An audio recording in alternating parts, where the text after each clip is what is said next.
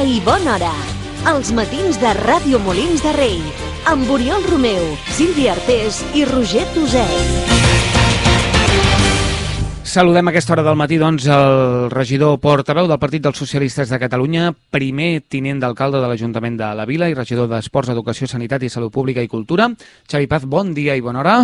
Molt bon dia i molt bona hora. Amb diversos temes per tractar i amb aquests minuts que tenim fins a arribar a 11:15. Comencem parlant d'esports una vegada més perquè s'ha tancat ja el gruix d'activitats ja de l'Esportíssim amb aquest acte del reconeixement als esportistes que hi va haver entre setmana i especialment doncs,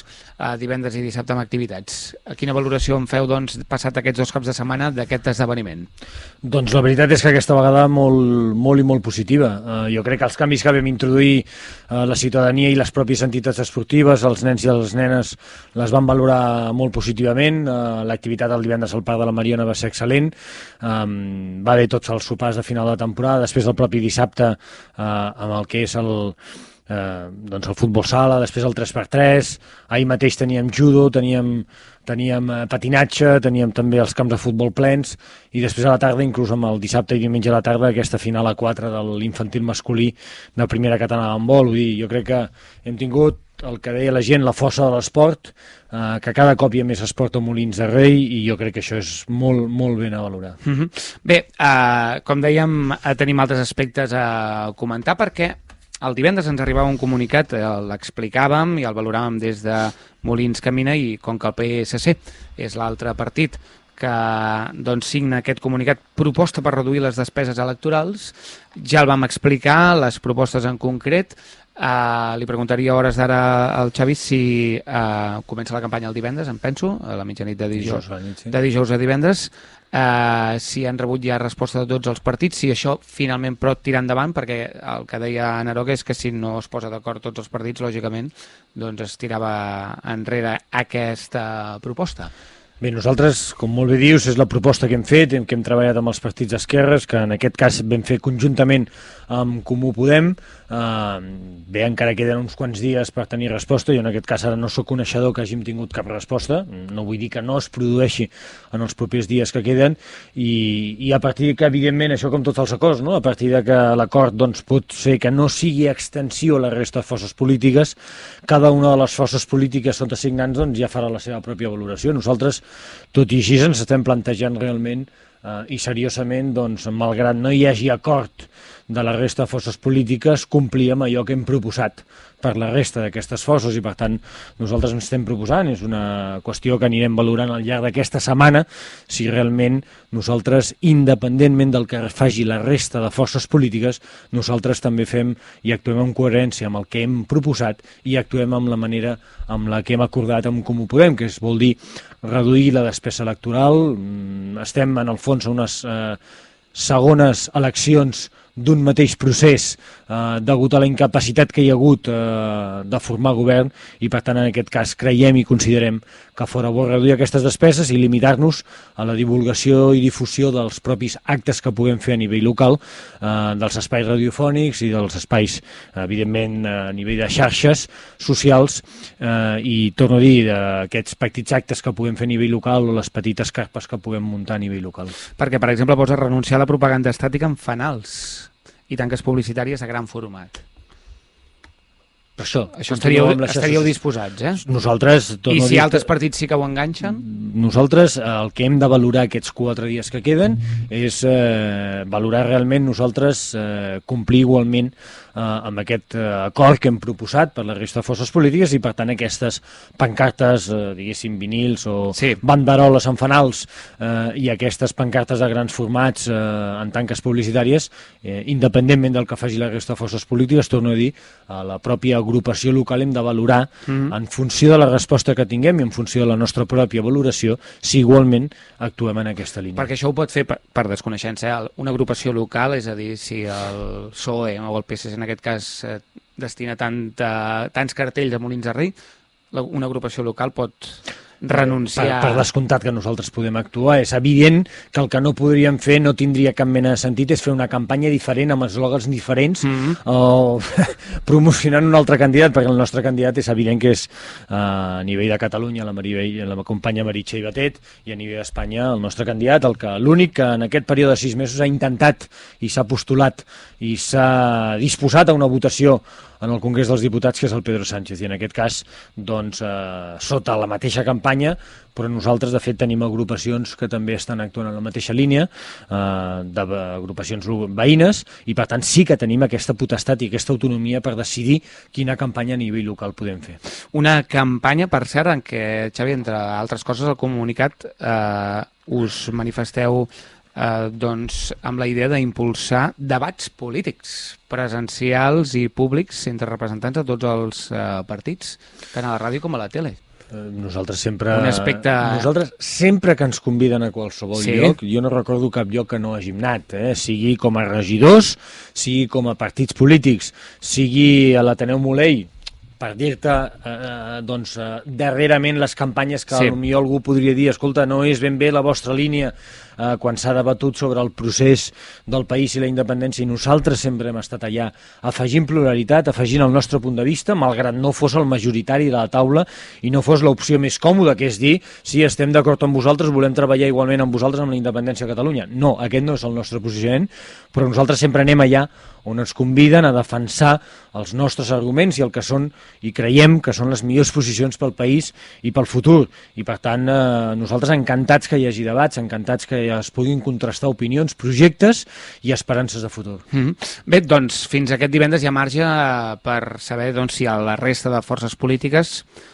sumen aquest acord que en Comú Podem i PSC presentaven a la premsa el passat divendres. I una de les coses que li volíem preguntar amb el Xavi, tot i que ens arribaven notícies que hi haurà una reunió properament el dimecres dia 8, segons ens consta, entre representants sindicals i el govern municipal, és l'opinió dels sindicats que ens han fet arribar, com us explicàvem, també al voltant dels plans d'ocupació propis de l'Ajuntament, que, segons ens deia, per exemple, el sindicat UGT, els plans d'ocupació sempre han estat matèria de diàleg amb la representació sindical, excepte aquests darrers expliquen que no s'ha informat als representants sindicals, que les bases no s'han negociat i que no han pogut comprovar que hi hagi unes garanties mínimes per les persones que es presenten. Entre altres coses, reclamen la selecció dels aspirants, les condicions de treball, els horaris i els sous siguin iguals a la resta de treballadors de l'Ajuntament i que, si no és així, que aturin aquest procés, tenint en compte que hi ha aquesta reunió. Però m'agradaria saber ben bé si ha estat així, si no s'ha informat als sindicats. Jo el primer que explicaria és que sembla que no hagin escoltat el ple municipal, perquè nosaltres, quan vam explicar la modificació pressupostària del superàvit del 2015, amb el que financem aquests plans d'ocupació propis, ja vam explicar, i de fet va haver una votació unànim de totes les forces polítiques a la sala plens, perquè el que vam dir precisament és que aquests plans d'ocupació tindrien les mateixes condicions laborals i, per tant, retributives que els treballadors de l'Ajuntament, que és una de les coses que realment se'ns demanava i se'ns reclamava dels plans d'ocupació que finançàvem en fons de la Diputació, de la Generalitat o de l'àrea metropolitana. En aquests, que els hem fet amb recursos propis de l'Ajuntament i que ha estat una decisió pròpia d'aquest govern de Molins de Rei, de l'Ajuntament de Molins de Rei, precisament hem fet i hem acordat i hem proposat i hem votat el que se'ns demanava des de fa molt de temps, que nosaltres també compartim. Per tant, jo primer de tot demanaria que els sindicats en aquest cas estaria bé que seguissin el ple municipal, perquè ja ho hem explicat en allà, i a partir d'aquí segurament podríem entrar en matisos de si els hem informat més, menys. Ha estat un ple realment feixuc, són uns plans que entren amb urgència perquè hi ha 3 aspectes que van a desenvolupar que és urgent que comencin a l'1 de juliol, i nosaltres abans no ho havíem pogut fer perquè evidentment els estem financiant, torno a dir, amb el superàvit del 2015, i per tant tot això té un procés. el superàvit del 2015 no es pot fer fins que el decret de liquidació està aprovat, això no és fins al mes de març-abril, per tant, el més ràpidament que hem pogut actuar és quan hem aprovat aquests plans d'ocupació i han d'entrar el més aviat possible en marxa, per tant, la selecció s'ha de fer el més aviat possible, perquè, entre altres coses, amb aquests plans financem neteges forestals, financem la posada en marxa als patis oberts de les escoles, tornar a repetir aquesta experiència que és cabdal que es posi en marxa l'1 de juliol, per tant no ho podem aturar més. Quan acaba el curs escolar és quan volem posar en marxa aquesta experiència de patis oberts i també posarem en marxa una brigada de pintura que, entre altres coses, ha d'actuar també en centres educatius, entre altres llocs i altres equipaments públics, i per tant és importantíssim que també aprofiti el període vacacional dels centres educatius per tal que faci la seva feina. Per tant, jo els diria, home, escolta, no hi ha cap voluntat d'anar en contra dels postulats que han defensat històricament els sindicats, també demanaria que tinguessin una mica més de marge de confiança, que ja sabem que a vegades no la tenen, i jo el que reclamo és aquesta marge de confiança, perquè saben que en la majoria d'ocasions, en aquest cas no els hem fallat mai, i si tenen un altre punt de vista, doncs per això hi ha les reunions pertinents que es convoquen permanentment entre, evidentment, l'Ajuntament, entre el govern i entre els sindicats per parlar-ne de tot plegat, però respectant el posicionament de cadascú. Un, la legitimitat que té el govern per aprovar uns plans d'ocupació només faltaria, per això és legítim, i dos, que ells està bé que reclamin la informació si creuen que no la tenen, quan nosaltres en aquest cas també creiem que l'han tingut. Però és un tema que desconeixem habitualment, doncs, quan hi ha una convocatòria d'aquestes característiques se'ls informa expressament als sindicats? A vegades sí, a vegades no. En aquest cas és veritat que ha vingut amb un interregno entre que ens entenguem del director de serveis, estem en un procés de convocatòria al cap de recursos humans, estem en un procés de remodelació de l'estructura també organitzativa de l'Ajuntament en aquest cas. Per tant, no ha sigut com les altres vegades. Nosaltres ho hem informat entenent que són plans d'ocupació propis, torno a dir, que es fan en les mateixes condicions, que és evident que no és la mateixa característica que quan s'aprovaven plans d'ocupació que requerien pactar amb els sindicats les condicions d'aquests plans d'ocupació. En aquest cas, que són les mateixes condicions, entenem que no estaran en contra d'aprovar uns plans d'ocupació que tenen les mateixes condicions que els propis treballadors de l'Ajuntament, que és el que sempre ens havien reclamat. Per tant, en aquest cas jo diria, home, que potser no firéssim tan prim entre tots plegats, que cadascú faci la seva feina, més la seva feina i no tant ficar-se en la feina dels altres. Insistim que hi ha una reunió, segons ens informen, entre representants sindicals i el govern municipal aquest dimecres. Una més, perquè permanentment hi ha reunions entre la part sindical i la part del govern i, per tant, aquest govern es reuneix tantes vegades com cal, tantes vegades com creu oportú, per tal de resoldre les qüestions, resoldre els dubtes i avançar. Torno a dir, cadascú fent la seva funció per això. Ni els sindicats poden pretendre ser govern, ni evidentment nosaltres volem ni pretenem ser, evidentment en aquest cas sindicats. Per tant, tot i que la informació no ha sigut com les altres vegades explicàvem amb aquests matisos... No han estat com les altres vegades perquè en aquest cas són plans d'ocupació aprovats amb les mateixes condicions dels treballadors municipals. Per tant, és que no hi havia altres condicions diferents a aprovar. Es parlen de procés poc transparent. Però si ho hem explicat en tot moment quan toca. A la comissió informativa, al ple, amb els sindicats, i elles està molt bé que diguin, escolta, falta de transparència, no sembla que sigui el San Benito de moltes de les coses, però això s'ha explicat. Bueno, jo ho dic al revés. Jo ho dic al revés. A vegades per qüestions sindicals hi ha hagut votacions que no han tingut la unanimitat de la resta de forces polítiques. Aquest cas sí que ho han tingut. Per tant, potser els sindicats que també es plantegin com és que en aquest cas sí que ha tingut el recolzament de totes les forces polítiques. Bé, en tot cas, recordeu aquests plans d'ocupació que us estem dient fins aquest divendres, us hi podeu inscriure al Centre Joan García Nieto i començaríem, per tant, l'1 de juliol. Ja, Aquest és l'objectiu de mirar d'accelerar-los al màxim per tal que comencin l'1 de juliol. L'1 de juliol, amb aquestes places que ja vam comentar, doncs, de quines característiques tenien. I, per cert, m'agradaria saber també l'opinió del primer tinent d'alcalde. La setmana passada ens trucava un veí del barri de les Conserves preocupat pels actes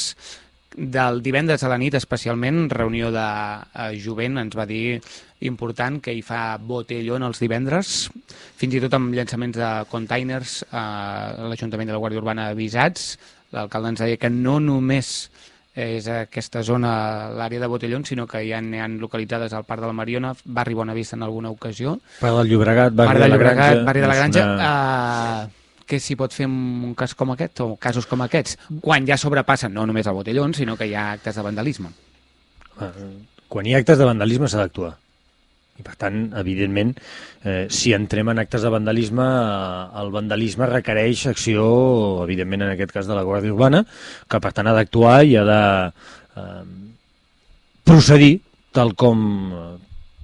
permet les ordenances de convivència vilatana i el propi reglament de seguretat per tal d'impedir que es produeixin els actes vandàlics. Respecte al botellón, és evident que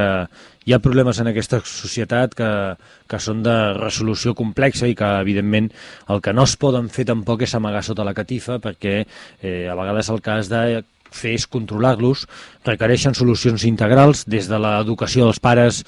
fins a la sensibilització del propi infant, fins al fet, evidentment, de, jo no dic acotar, però sí que redirigir aquesta pràctica cap a espais que els problemes cap a la convivència, diguéssim, ciutadana entre tots sigui la menor, i per tant és evident que en aspectes o en llocs urbans doncs, molt densament poblats, amb molta proximitat amb el que és el veïnatge, doncs molesten més, és evident, i és comprensible que molestin més, per tant els hem de redirigir cap a altres zones, més enllà, evidentment, més enllà de l'educació, més enllà de la policia, més enllà de la sensibilització, més enllà